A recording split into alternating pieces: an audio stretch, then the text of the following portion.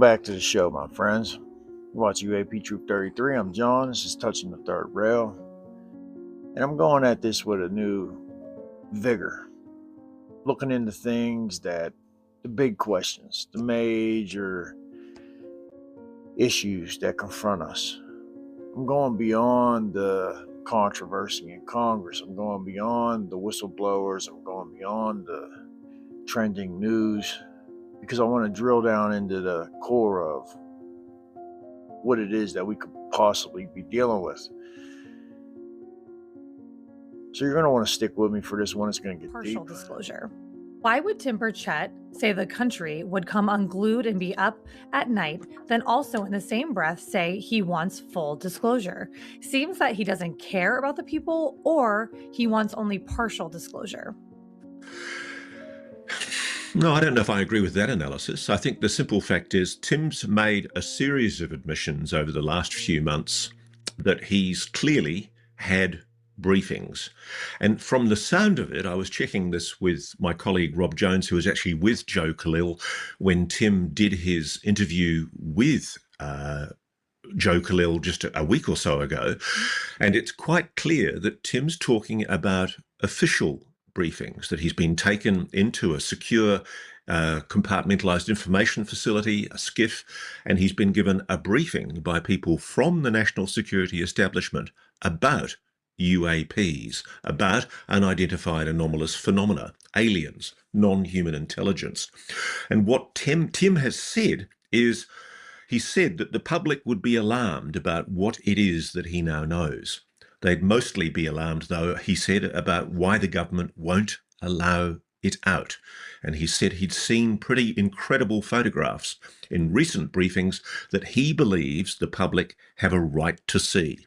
And he did say, if they were to release the things that I've seen, you'd be up at night, worrying about, thinking about this stuff. He said people would be unable to sleep.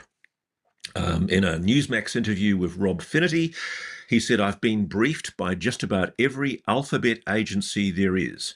And I'll tell you, if they were to release the things that I've seen, you'd be up at night worrying about, thinking about this stuff. I was briefed last week on an issue, 2 weeks ago, and it would have set the earth on fire. This country would have come unglued. I think if the public would have heard all that I've heard, they would demand answers. A lot of people are dying right now, and it's coming through either random disappearances or sudden accidents or an extreme health crisis. Just know that if your loved ones are taking these exit points, it is for a reason. And most likely, just putting it out there, I know it's a sensitive subject, but most likely that person is either A, not willing to change and therefore taking an exit point. Remember that all deaths, no matter how accidental they may seem, are chosen exit points. The two things in life that are the most predestined are our birth and our exit. So please keep that in mind, that is a soul choice. And a lot of people right now are either coming into massive health crises or they're having random sort of accidents. And within that state, they have a choice to make. Are you going to stay on this planet and change for the better and become the best version of yourself? Or are you going to take an exit point and essentially reset? So if they do have an accident or a health crisis and they stick around, most likely you're going to see a completely changed and different person for the better. There are also sort of more rare cases of people who are taking exit points, and we're talking the most beautiful souls, like the highest vibrational, the most beautiful service to others individuals are taking really random exit points right now. Like I said, whether accidental or whatnot. And it's because they have done what they came here to do. And in order to avoid any further karmic creation, they are taking an early exit point in order to do the work that they need to do on the other side without limitation and restriction. Do any of you know of anyone right now, maybe you, who are either in a health crisis or have had an accident, or maybe your loved ones or coworkers or neighbors who are just suddenly passing away? So what I found is there seems to be a connection between the UFO phenomenon and the afterlife. And this is coming from a multitude of experiencers, from Whitley Strieber to Chris Bledsoe. And I think that there is an awakening going on right now. And I think that possibly the links between these deaths are more what we would call supernatural than some type of shadow group taking people out. Because when you look at the cases individually, yes, some of them are very suspicious, and some of them could have been some type of espionage tactics or something to suppress technology. But others, I think, seem to be conscious decisions to step out of the simulation. And many researchers argue that both UAP and the afterlife suggest that physical reality is not the bottom floor of existence. If UAP exhibit maneuvers that defy classical physics, like instantaneous acceleration, it suggests that they may be interacting with dimensions or fields we don't yet fully understand. And researchers often hypothesize that if a non-local field exists where information can travel faster than light, then human consciousness might also be non-local, meaning it exists independently of the biological brain, which would mean it would persist long after the body dies. And this is why I think Representative Anna Paulina Luna is kind of priming the public for this disclosure that's coming with these files about this interdimensional aspect. And just, ancient cultures just referred to what we would call interdimensional or extra dimensions as the spirit world. So the connection often lies in the idea that we're dealing with an extended environment, something we just have no way of experiencing inside this construct. But UAP may represent entities or craft moving into our 3D space from this higher dimension. An afterlife is theorized as a state of being within those same higher dimensions. In this view, aliens and spirits aren't different things. They are simply different residents of a reality that exists outside of our normal sensory range. So we may not be dealing with one specific group of entities. We may be dealing with many, multitudes. And data from UAP encounters often includes high strangeness, this telepathic communication. Witnesses feel like they're interacting with an intelligence that is more real than daily life, kind of like what these DMT psychonauts experience. If consciousness is the primary driver behind UAP interactions, as many whistleblowers have recently hinted, especially with the psionics being used by Skywatcher and CE5, and people actually being able to link up with the UAP and pilot it in some ways. If consciousness is this primary driver behind UAP interactions, then studying the limits of consciousness, including death, which is what Robert Bigelow, who was, a millionaire, Bigelow Aerospace, he studied UAP in depth. And more recently, he's pivoted to studying consciousness in the afterlife, because I think it's closely related. There's a literal organizational link, because Bigelow founded the Bigelow Institute for Consciousness Study specifically to investigate the survival of human consciousness. He has often stated that his work with the government on UAP convinced him that the physics of the soul was the more pressing mystery, suggesting that technology he spent years tracking may actually be powered or controlled by the same stuff that makes up human consciousness. So we're going to watch some clips that kind of dives into this. And I want you guys to just remember the things that I said here while you're watching these clips. because I think that we're dealing with something vast, something complex. And I think this could be why Representative Burleson said that if we knew the things that he was briefed on, if we would have heard those things, if the greater society would have heard the things that he was briefed on, that we would be unable to sleep at night. Lou Elizondo said that we would be somber. Some people have been very disturbed, said that this isn't the world that they thought that they were living in, that they brought their children into. So the key takeaway is the theory that consciousness is a fundamental force of the universe, rather than a byproduct of the brain. And if you can prove that consciousness exists outside the body, you potentially explain both how UAP are piloted and where we go when we die. And what's the relation? Because I believe there is one. So watch these clips. I'll be right back. I mean, we always assume if it's from Earth that it has to be human. Well, what we look at is the old Sherlock Holmes thing. What isn't impossible? Mm-hmm.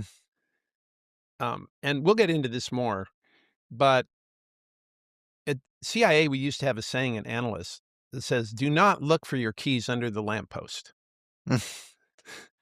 Right? Don't look only where you can see. So if you're not seeing something, it's probably because you don't know where else to look. So one thing we used to do is say, what do we know or think we know? What can we see and not see? And if we're not finding the answer, it must be the opposite of what we can see. It's in the negative space. And I was employed by CIA when I was at NSA. Well, my mind is now going to like dark matter or concepts like dark chemistry, parts of the universe that are honestly the majority of the universe, which isn't, visible and doesn't seem to interact with light. And so I don't know if you guys have considered that as a possibility. Occam's razor is it's not 0 or one thing. It's, 0 or a whole host. We're swimming in life that might be more advanced than us. You never know it. You never know it. We tend to always focus on the positive space, which in human terms is, in the intelligence world, we call this mirroring. We look at a target and say, they must be like us. Therefore, if they're doing X, it's for motivation Y. So what Dr. Gilbert just said is we did the opposite of that. We said, let's take everything that humans are and assume that extraterrestrials are none of those. They're the opposite, because we would never think to look there, and we never think to understand the motivation. So, for example, let's take the Tic Tacs. Suppose the Tic Tacs are driven by an extraterrestrial species that are unlike us in every possible way, in the way she just described. How then would you explain what they're doing? You wouldn't explain it with human motivations. No. You'd explain it with anti-motivations. And when you do that, it's freeing. It's kind of like in that movie, Pirates of the Caribbean. Someone says to Captain Barbossa when they're looking for Captain Jack, and they say, Captain, we're lost. And he goes, aye, you have to get lost to find something that can't be found. And that's deep. That is really deep. And that's why, like I say, in the intelligence world, when we're doing our job right, we understand our own limitations. And one very productive place to look is where we know we're blind, and then to purposely try to look there. Oh, that's so fascinating. One of them is, want to know what the best evidence is for survival after death. And I don't think it's something we can prove. There are so many areas to draw from. And, I actually went through it. One of them is young children who remember past lives, very young children. Investigators are able to verify their memories by locating the actual person that they said they were, because they provide enough details to be able to do that. And you're talking 2- and 3-year-olds who didn't, have never been exposed to anything related to that previous person, with all kinds of emotional reactivity and sometimes knowledge of skills that previous person had that a 3-year-old would never otherwise know. A lot of things like this. Very interesting and compelling cases that were studied by researchers at the University of Virginia for a long time. The phenomenon presents itself in so many sort of absurdly bizarre ways that it's hard for you to, as someone who's trying to sense make, be like, oh, this is a purely physical, these are the Zetas. That's what we're dealing with here. The Zetas, the reptilians, the Nordics, this is what's happening. It seems to be so much stranger than all of that. And the leading researchers in this field, once they've gathered enough, time under their belt of researching, they all conclude sort of the same thing. Whether it's Grant Cameron or Jacques Vallée or any of these other, quote, sort of philosopher type researchers, they end up saying that, there's something that we're interacting with. Totally. That is interacting with our consciousness at a very, very fundamental level and making us see things or behave a certain way. It's super strange. And that's why I'm excited to talk to you today, because this stuff is like right up your alley. Yeah, no, this is my favorite shit to talk about. And J. Allen Hynek, another great example of somebody who was totally skeptical, pretty straight and narrow scientist. You and I both spoke with his son, Paul. And it's pretty widely known that he became friends with Jacques Vallée, then became a Rosicrucian. Paul even said that he followed the Rosicrucian sort of burial rituals when he died. So, yeah, man, it has a way of turning people toward the higher, but also seemingly making them more skeptical of any of the mainstream ways of making sense of it. I have no doubt that there are people who, converted from atheism to Christianity because they were convinced of some sort of, narrative brought about by contact or studying UFOs. But it seems like the vast majority of people, John Keel's another example, in Operation Trojan Horse, he says, I was an avowed atheist. I didn't believe in anything. And then through dealing with the high strangeness of the phenomenon over the course of many, many years, he became like highly philosophical and spiritual while also still rejecting a lot of the mainstream, religious dogma. So yeah, it puts you in this weird position where you're certain that there's something more, but you're not certain what it is. So you see those clips, and I'm painting a picture here for you, not only with what I'm telling you, but also with the clips that I'm showing you. And this suggests that what our ancestors described as gods, angels, or spirits were actually interactions with non-human intelligence, or NHI, that we are now trying to define through the lens of modern physics. And there's several compelling reasons why researchers are looking back at Sumerian and Egyptian and other ancient texts to explain modern UAP phenomena, as well as India with the Bhagavad Gita and the Vedas.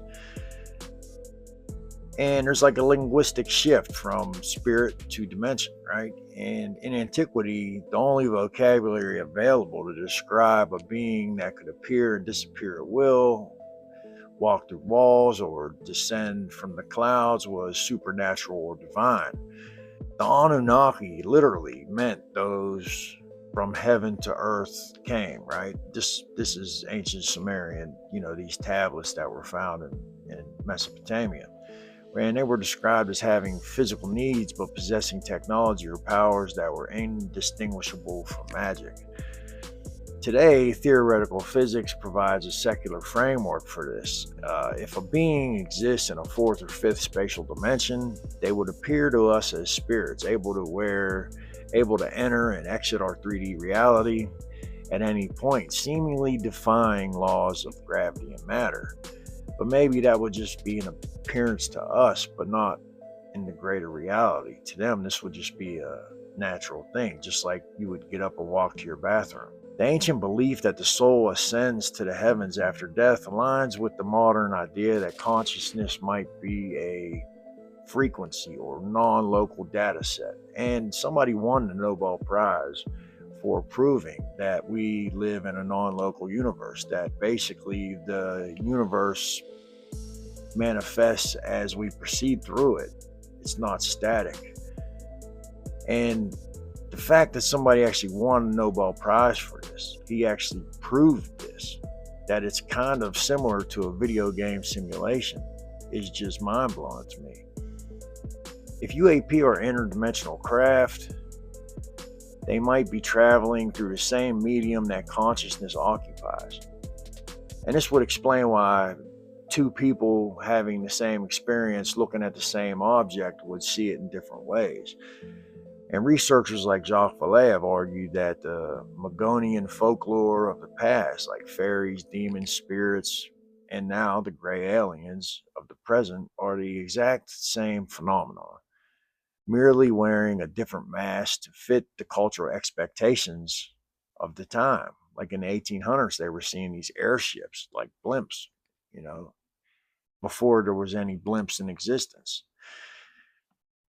And then we got to get into like the physics of the soul, right? Robert Bigelow has famously hinted that the secret to UAP propulsion and the secret of what happens after death are the same secret. Now, this is a millionaire, you know, possibly billionaire, who's spent hundreds of millions on this subject.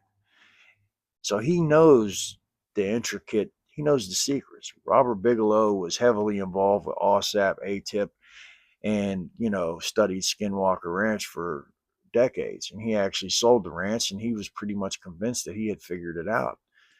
Now he's pretty much limited on what exactly he can share with the public.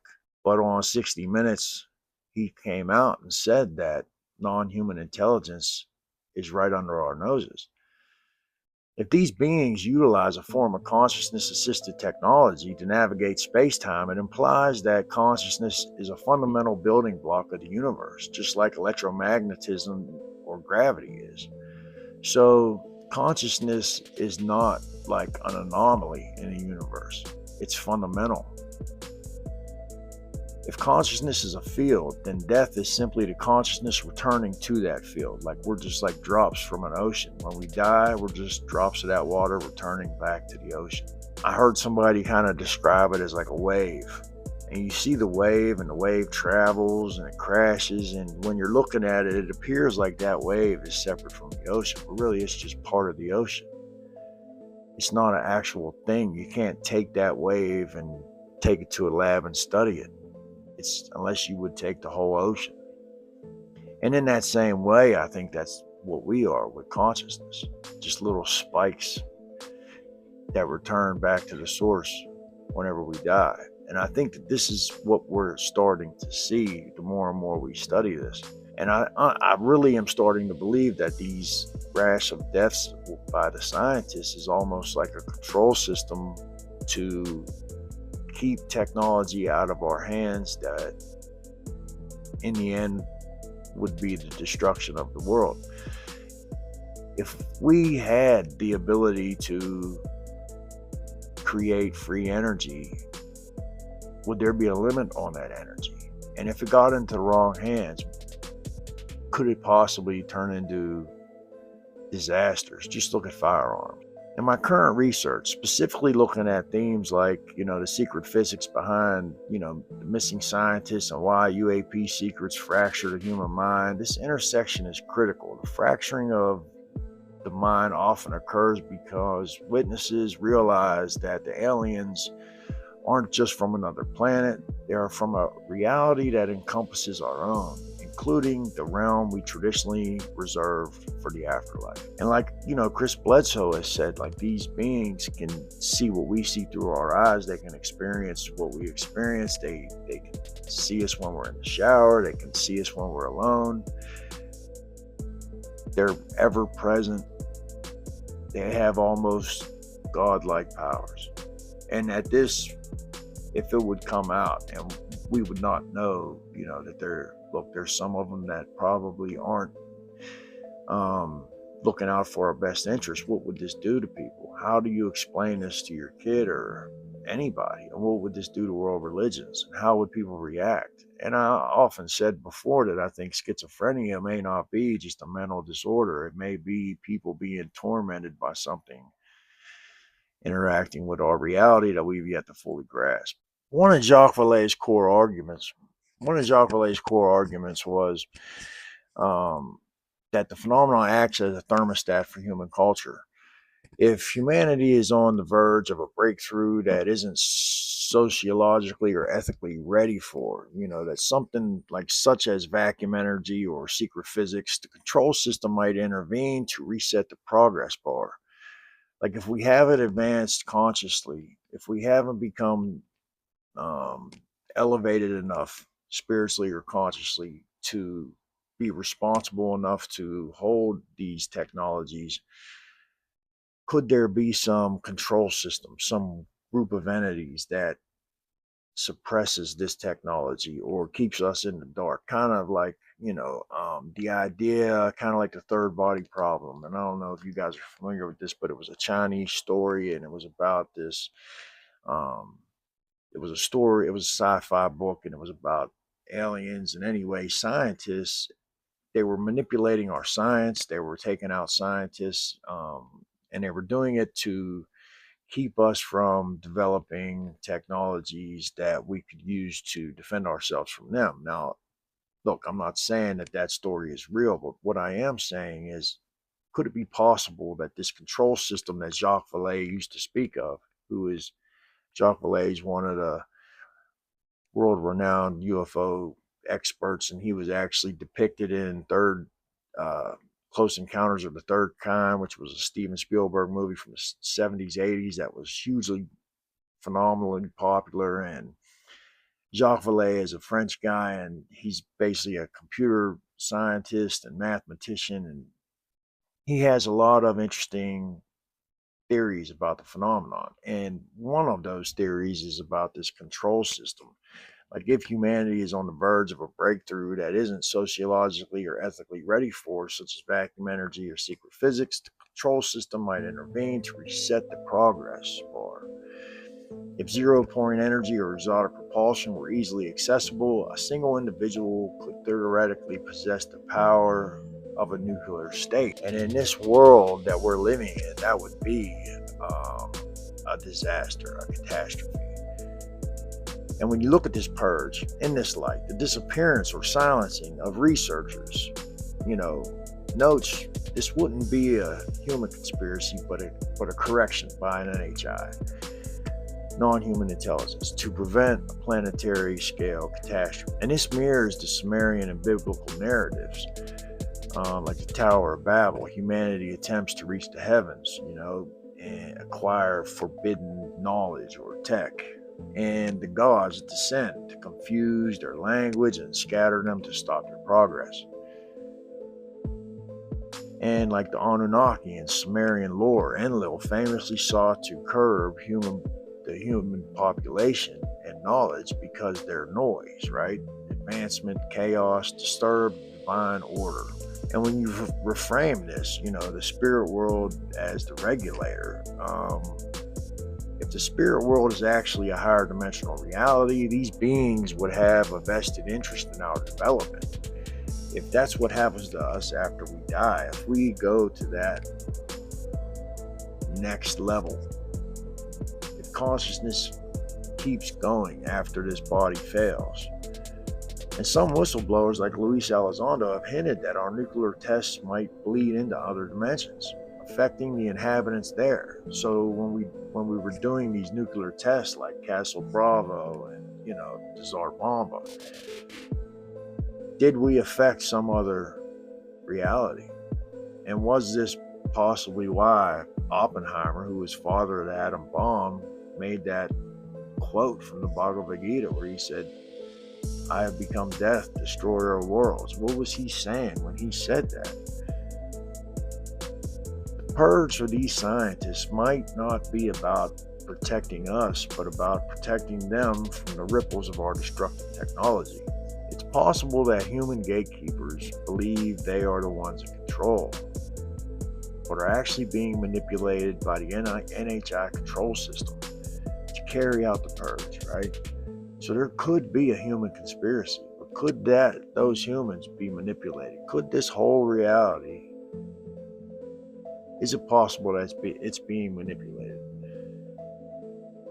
by higher dimensional beings? It's a question we have to ask. We may not be the masters of our own scientific destiny. And if Vallée is right, UFO phenomena is the teacher, and the purge is the discipline. We are being steered away from certain third rail technologies because we haven't yet mastered the physics of consciousness. We haven't elevated spiritually enough to be responsible to handle these technologies. I don't know. Let me know what you guys think. Hit me up in the comments. What do you guys think of the clips? Like, subscribe, share it to a friend, share it to 2 friends. See you tomorrow. Peace.